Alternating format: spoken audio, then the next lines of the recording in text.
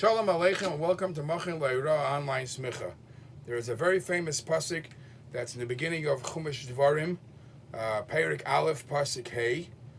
Be'ever ha'yardain be'eretz Moav, Hayil Moshe be'er es ha'Torah hazois leimer. It was in this place in the Ever ha'yarden that Moshe began, Hayil Moshe began be'er es ha'Torah hazois, to explain, to teach in detail this Torah, and the Mefarshim go on to speak about which Torah he's referring to.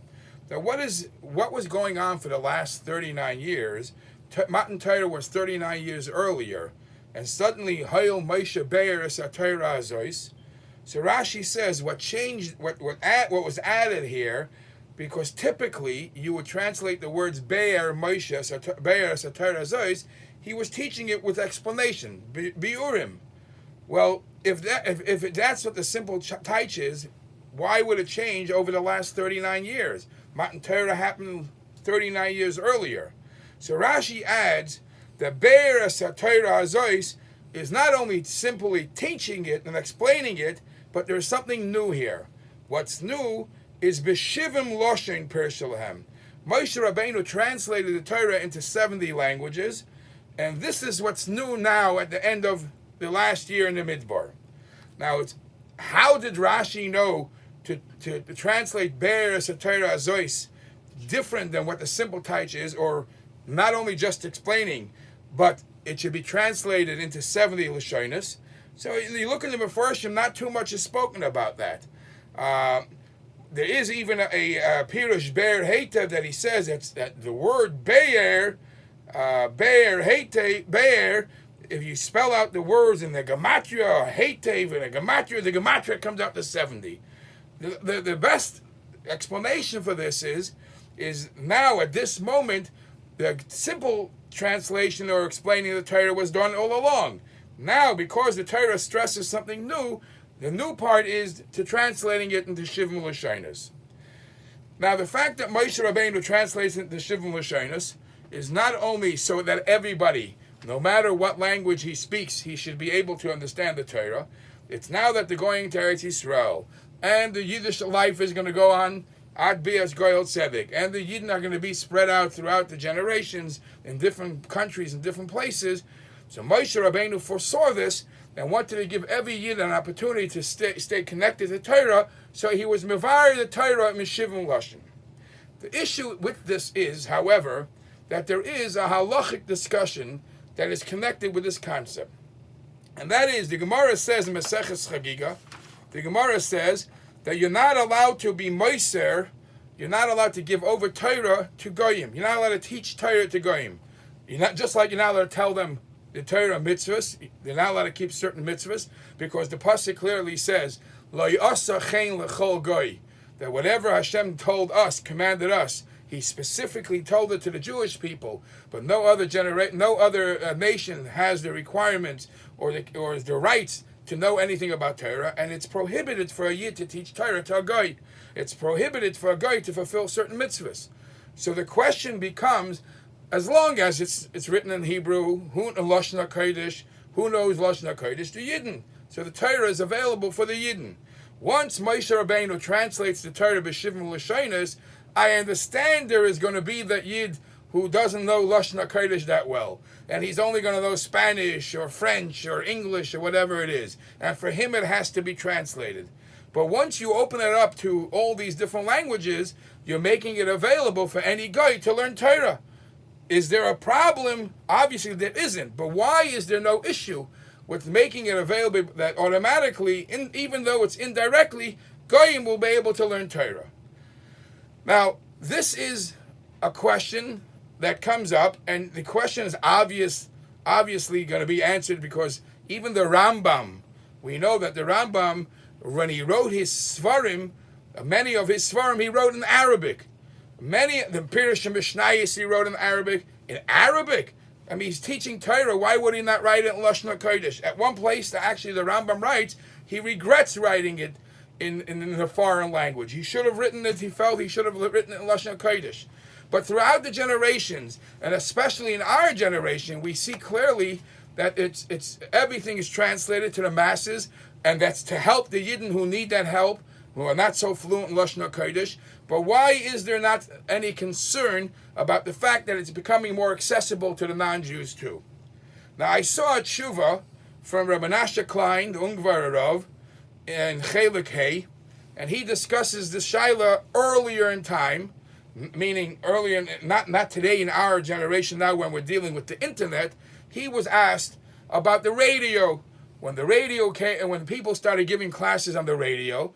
So here, I'm sure the person giving the classes was trying to attract the Yidden and bring them closer to a new Shir Torah and find a way to connect. But once it's on the radio, anybody could surf. Anybody is scanning the channels, and even a guy scanning a channel and hears a Shir Torah, and he might stop and listen. So somebody asked him the question, the Ungvar Rav of Menashe Klein, are you allowed to give a shir on the radio?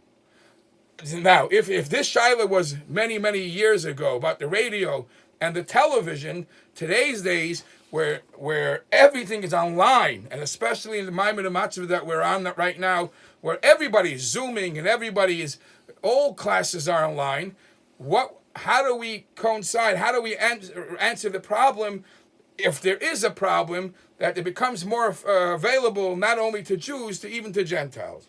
So this shuvah is actually a very long shuvah, but I'm just going to quote the last part that he mentions. He summarizes based on the whole long shuvah. He says like this: number one, based on what I brought you earlier, the prohibition, the isser of teaching Torah to a goy is only Torah Shebal Peh, is only the oral Torah. He brings different opinions who say that. He's going to combine all these opinions, all these thoughts, and then he's going to come to his conclusion. Number one, as mentioned before, some poskim hold that only Torah Shebiksav, only Torah Shebal Peh is prohibited, Torah Shebiksav is allowed. Number two, even this itself, the hidden parts of Torah, the time of V'soidas of Torah, perhaps you can't teach them, but the actual what to do, what a Yid does, what a Yid doesn't do, that you're allowed to. Another answer he brings, the Meiri says that primarily the reason why you're not allowed to teach a Goy Torah is because if you're having a discussion with him and you're teaching him one-on-one, then you can never know where the Goyish mind is hearing this, how he will interpret it.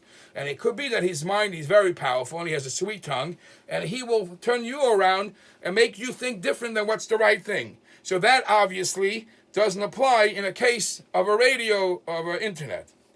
And then he brings a couple more issues here, why not every opinion would say that the Isser would apply here. But the last thing he says like this: when a Yid gives a shir, even if it's not online, even if it's not on the radio, and Goyim attend by the shir, if the fact that the reason that he gave the shir, to who was he an attraction, and to who was he trying to solicit to come to the shir, is the Yidden.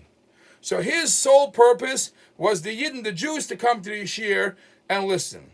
So Rav Menashe Klein says, if, as he's giving a shir to the Yid, lahavdul goyim come in and they attend the shir, and they also listen, he believes that the isser of teaching a goy does not apply in such a case.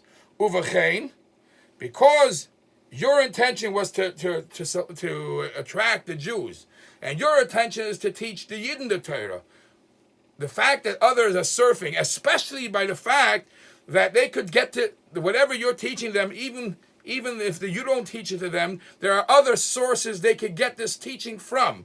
So it's not like you're the only way how they're getting this source of teaching for. So he believed that there is no Isser, even though when you're translating into English, you're translating into Arabic, and you're putting it out in the world, either via the radio, or the television, or the internet, there is no problem of giving a shir that way. However, even Reb Menashe Klein, when he writes this shuvah, 30, 40 years ago, Tafshin Chav Dalet, it's 1964, he says that's only a heter that you should be able to, that if somebody's giving a shir, he's not going against the Isser. But there's no way, shape, or form, he says, that I'm giving a seal of approval on internet. In his time, it wasn't on internet. His time is, I'm not giving a seal of approval on television or radio. Television, radio, or today's days we could say internet, is not the cleanest thing. But to say that the person who's providing a shear on it is doing something wrong, that he can't say. But not necessarily you should encourage people, dafka, to go through these sources to learn Torah.